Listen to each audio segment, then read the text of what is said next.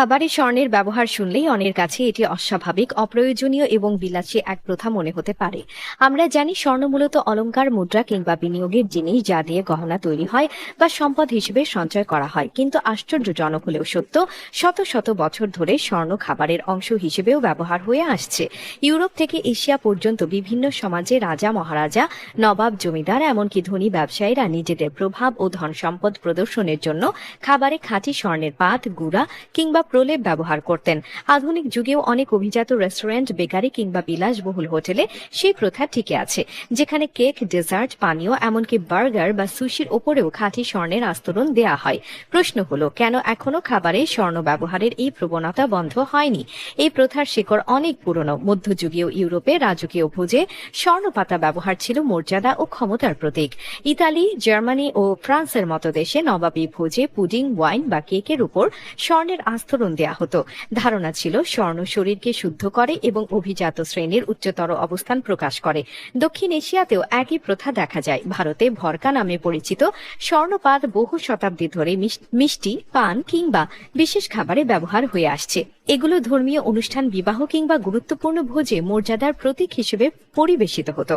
আধুনিক যুগে এই ব্যবহার নতুনভাবে রূপ নিয়েছে। উদাহরণস্বরূপ, বিশ্বের সবচেয়ে দামি বার্গার, আইসক্রিম বা কফির উপর খাঁটি স্বর্ণের পাত দেয়া হয়। এতে সাধারণ খাবারও এক ধরনের শিল্পকর্মে পরিণত হয়।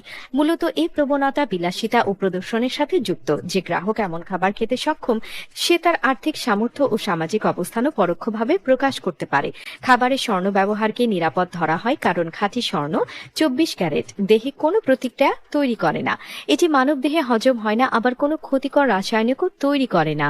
স্বর্ণ আসলে দেহে প্রবেশ করে বের হয়ে যায় অপরিবর্তিত অবস্থায়, অর্থাৎ এটি কোনো পুষ্টিগুণ যোগ করে না, কোনো ক্ষতিও করে না। এটি পুরোপুরি প্রতীকী এবং শৌখিন এক উপাদান। তবে স্বর্ণ খাবারের দামের উপর ব্যাপক প্রভাব ফেলে। এক টুকরো কেক বা এক কাপ কফির উপর সামান্য স্বর্ণপাতা দেয়া হলে সেটি কয়েক গুণ বেশি মূল্যে বিক্রি হয়। তবে সমালোচকরা বলেন এটি নিছক অপচয়। স্বর্ণের মতো মূল্যবান ধাতু, যা দিয়ে প্রযুক্তি, চিকিৎসা কিংবা গবেষণায় বড় অবদান রাখা যায়, সেটি নিছক দেখানোর জন্য খাবারে ব্যবহার করাটা অযৌক্তিক।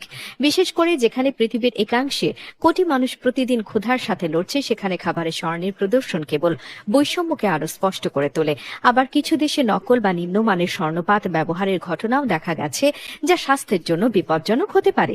তবুও বাস্তবতা হলো, বিলাসবহুল সংস্কৃতি ও প্রতিযোগিতার কারণে এই প্রথা এখনো বেঁচে আছে। যেসব প্রতিষ্ঠান নিজেদের ব্র্যান্ডকে আলাদা করতে চায়, তারা খাবারে স্বর্ণ ব্যবহার করে একটি অনন্য পরিচিতি তৈরি করে।